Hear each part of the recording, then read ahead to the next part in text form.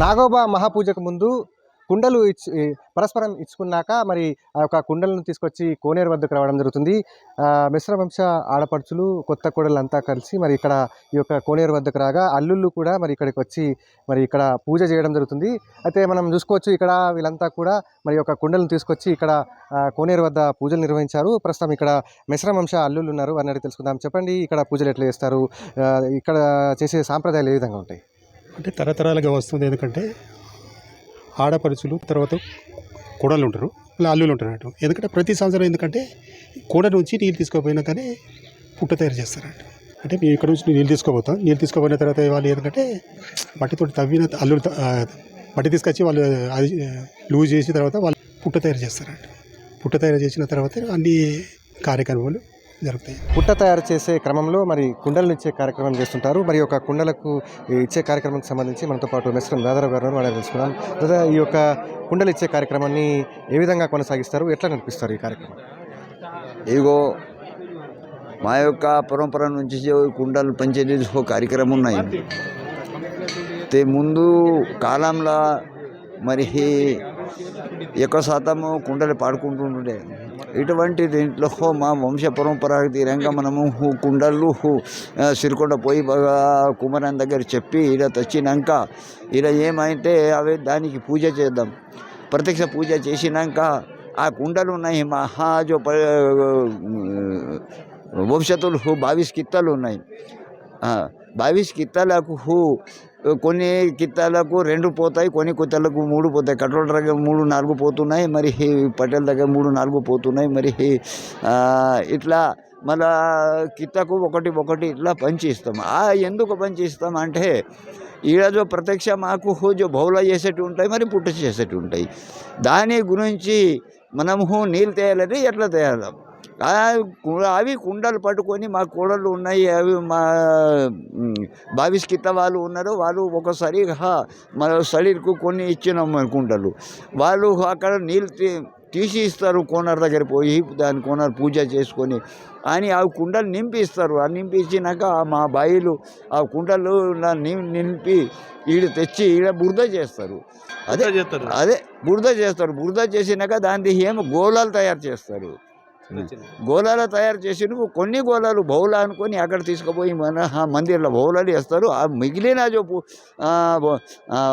గోళాలు ఉన్నాయి, ఆ గోళాలది మనం పూట చేస్తారు. పూట చేసినాక ఈ కార్యక్రమం సమాప్తం అయిపోతాయి. మళ్ళీ కుండలు పట్టుకొని మన గోవాళ్ళు చేరుకుంటారు. మన బస్సులో బండిలు వస్తాయి. బండిలు వచ్చినాక 9 గంటల నుంచి 11 గంటల వరకు మహాపూజ అనుకొని నాగోబా మహాపూజ మన కలస్తే నీళ్ళు తెచ్చినాం దానికి అభిషేకం చేసుకొని మహాపూజ అనుకొని నిర్వహిస్తాం.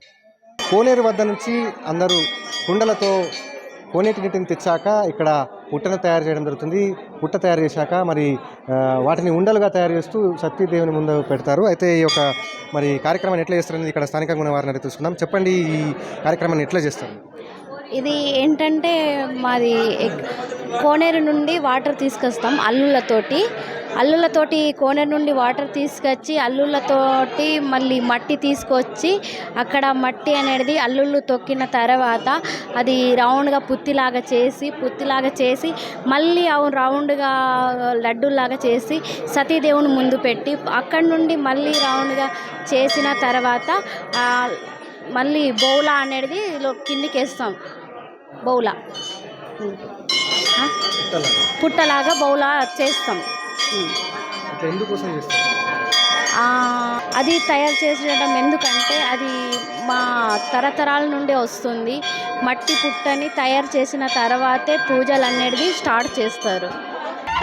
మిశ్రమ వంశీయులు మర్రి చెట్ల వద్ద నుండి ఉదయం నాగోబారానికి చేరుకున్నాక పవిత్ర గంగాజలంతో నాగోబారానికి చేరుకున్నాక ఇక్కడ కుండలిచ్చే కార్యక్రమం జరుగుతుంది. ఆ కుండలిచ్చే కార్యక్రమం తర్వాత అందరూ పుట్టమట్టిని తయారు చేసి బౌలలాగా వారి యొక్క సాంప్రదాయ రీతిలో సత్య దేవుని తయారు చేసి అక్కడ ఆ కార్యక్రమాన్ని విజయవంతం చేయడం జరుగుతుంది. ఆ యొక్క కార్యక్రమం విజయవంతం చేశాక మరి అక్కడి నుంచి నాగోబా ఆలయం ప్రాంగణం నుంచి ఆలయ సమీపంలో ఉన్నటువంటి ఏదైతే ఈ గోవాడ ఉందో ఈ గోవాడ వద్దకు వచ్చి ఈ యొక్క సాంప్రదాయ రీతిలో ఇక్కడికి చేరుకోవడం జరుగుతుంది. అయితే ఇది మరి మహాపూజకు ముందుగా ఇది చివరి అంకం అని చెప్పవచ్చు. తర్వాత యథావిధిగా అందరూ కూడా ఈ యొక్క గోవాడకు చేరుకున్నాక అందరూ ఇదే ప్రాంతంలో 3 రోజుల పాటు బస చేస్తారు. అయితే ఇక్కడే మరి ఉండి మరి రాత్రిపూట నాగోబా మహాపూజ కోసం సిద్ధమవుతారు.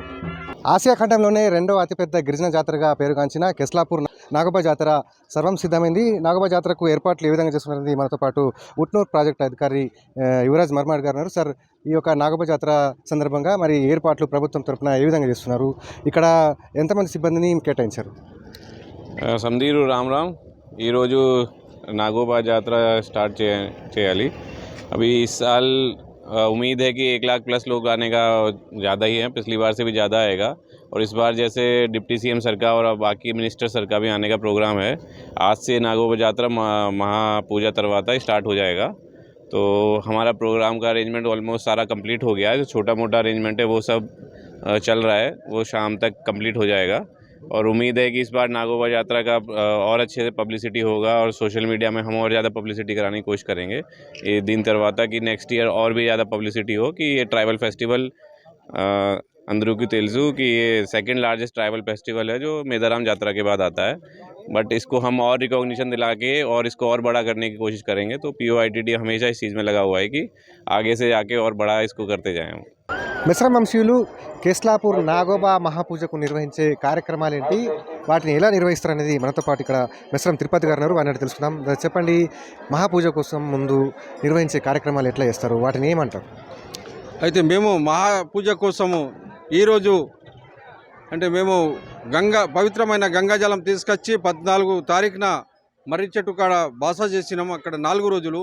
అయితే ఈరోజు ప్రత్యేకించి మన మర్రి చెట్టు నుంచి కటోడా ప్రధాన్ మరియు 22 తెగల వాళ్ళం మన కిస్లాపూరు ఊర్లో సన్నిధి ఉన్నది, అంటే మురాడి అంటాం. ఆ మురాడి నుంచి మా నాగోబాకు సంబంధించిన ఆభరణలతోటి మేము అక్కడి నుంచి బాజా భజంత్రులతో మా పటేల్ అమ్మలు, కటోడా అమ్మలు అందరూ కలిసి మెలిసి మన నాగోబా సన్నిధికు ఈరోజు చేరుకున్నాం, పిల్ల పాపాలతో ఎడ్ల బండిలతోటి.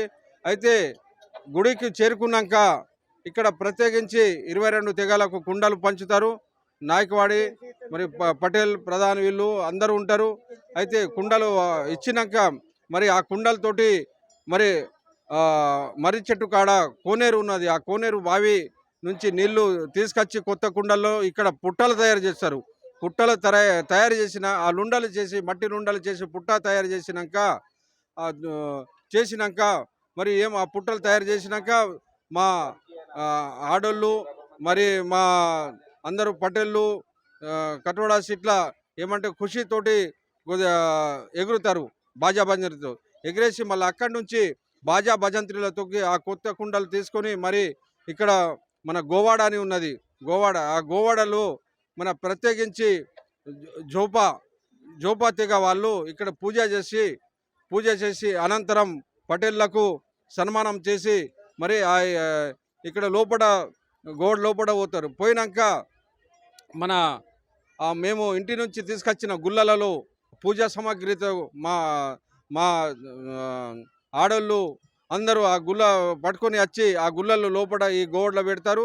మరి అక్కడ దీపాంతలు ఉంటాయి, మరి నూనె ఉంటుంది, మరి దేవునికి సంబంధించిన అన్ని పూజ సామాగ్రి ఉంటుంది. అయితే ఈ సామాగ్రిలో మళ్ళీ ఎక్కడిది అక్కడ వీళ్ళు మా మిశ్రమ వంశులు బండిలు పెట్టినాక మళ్ళీ ఇప్పుడు రాత్రి 9 గంటల నుంచి రాత్రి 12 గంటల వరకు మేము అస్తనమడుగు నుంచి కలమడుగు దగ్గర అస్తనమడుగు నుంచి పవిత్రమైన గంగాజలం సేకరించిన ఆ గంగాజలంతో అభిషేకం చిమ్మని చీకటిలో అభిషేకం చేసి మేము మహాపూజ ప్రారంభిస్తాం. అక్కడి నుంచి మహాఘట్టం జాతర ప్రారంభమవుతుంది. సో రైట్, ఇది మొత్తం మీద నాగోబా జాతర ప్రధాన ఘట్టం ఏదైతే పవిత్ర గంగాజలం సేకరణ, ఆ తర్వాత ఇంద్రాదేవి పూజ, తర్వాత మర్రి చెట్ల వద్ద 4 రోజుల బస, అక్కడ పూజా కార్యక్రమాలతో పాటు కెస్లాపూర్ నాగోబా ఆలయానికి చేరుకున్నాక నేడు పుష్యమి అమావాస్య నాడు ఈ యొక్క వారి సాంప్రదాయ రీతిలో ఈ యొక్క కార్యక్రమాలు నిర్వహించి గోవాడకు చేరుకోవడం జరుగుతుందని అయితే మిశ్రమ వంశులు చెప్తున్నారు. కెస్లాపూర్ నుండి శైలేందర్, ABP దేశం.